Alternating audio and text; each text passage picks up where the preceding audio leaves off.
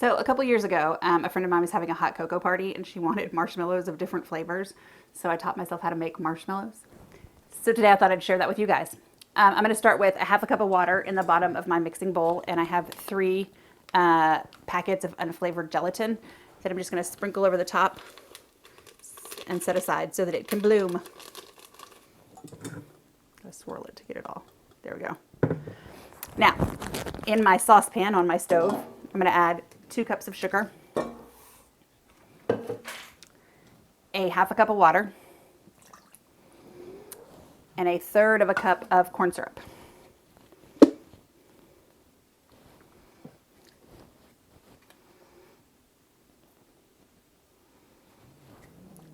I'm going to stir this up just to make sure that all the sugar gets moist, wet.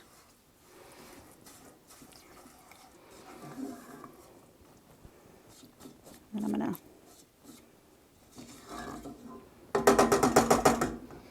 now we are going to turn this on medium-high and let it boil. I'm going to leave it alone. I'm not touching it at all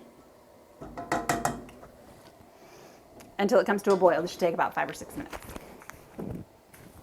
Okay, so that took a lot less time than I thought it would. And now I'm going to swirl just to make sure that we get the heat evenly distributed. Put the lid on, and we're going to let it sit like this for 2 minutes. And I reduce the heat to medium instead of medium-high. So we're going to let it just cook for 2 minutes, and then we'll be back. All right, so we've been here for 2 minutes. Now I'm going to stick my candy thermometer in. I've set it for 243 degrees. That's what we need it to get to. As soon as it does, it will beep at me, and then we're going to use it. We're going to pour our mixture into the mixer.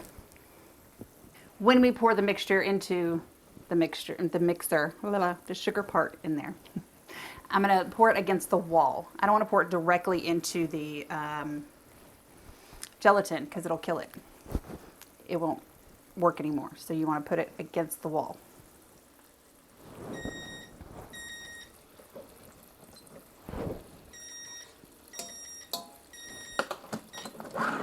All right, so we're going to turn this off.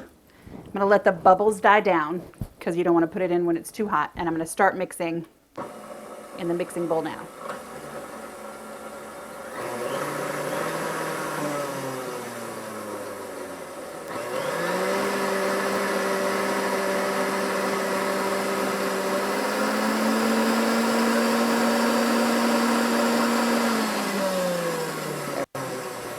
Trying to get the gelatin to move around a little.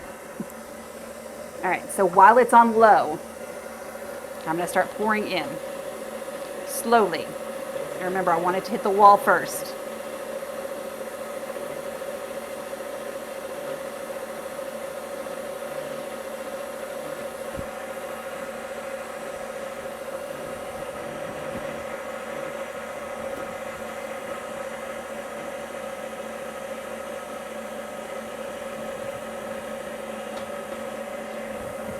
All right. Now I'm going to add 1/4 teaspoon of salt.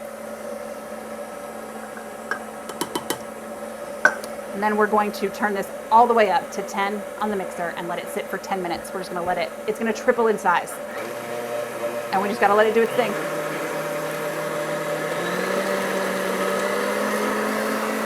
So we'll be back in 10 minutes. All right, so our mixer has been going for a full 10 minutes. Now I'm going to add 1.5 teaspoons of vanilla.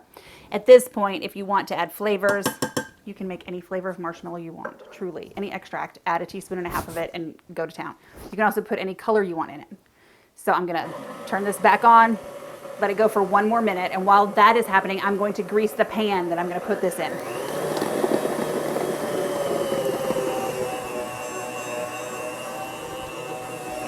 I'm just going to take my shortening.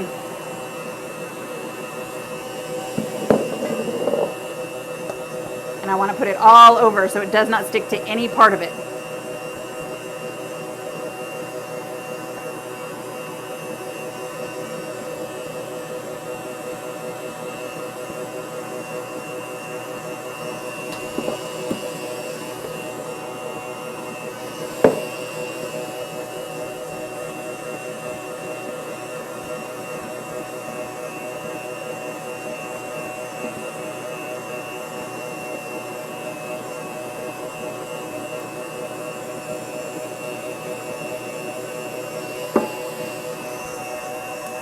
We also want to put shortening on the spatula that we're going to use.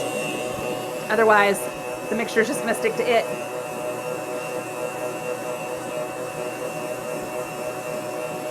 So we coat everything heavily with shortening.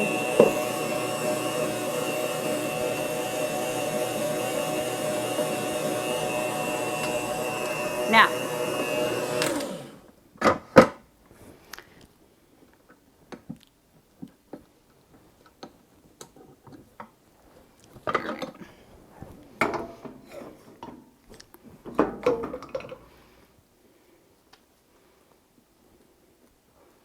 this is basically marshmallows. Now they're going to harden and cool off, and then you can cut them into whatever shapes you want. Or leave them as one giant marshmallow. You choose.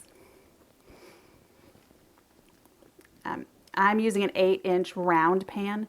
You can use whatever size you want.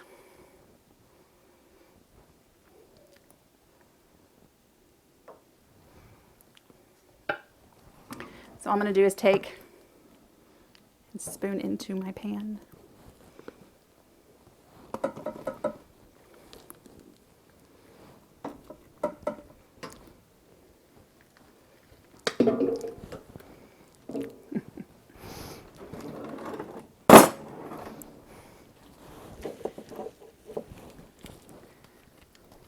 Shortening on my spatula, and I'm going to just kind of smooth it out and get it into all of the nooks and crannies.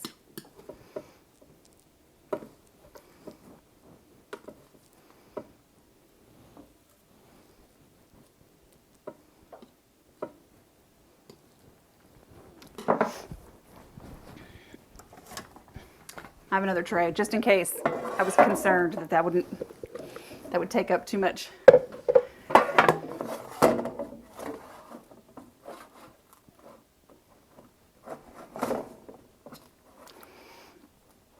So usually I would have enough that this would go through the whole tray. But for now we're just going to leave it just like this, and we'll make funky shapes out of these marshmallows. These take about 6 hours to cool, and then they can be useful. And in the meantime, all we can do is wait.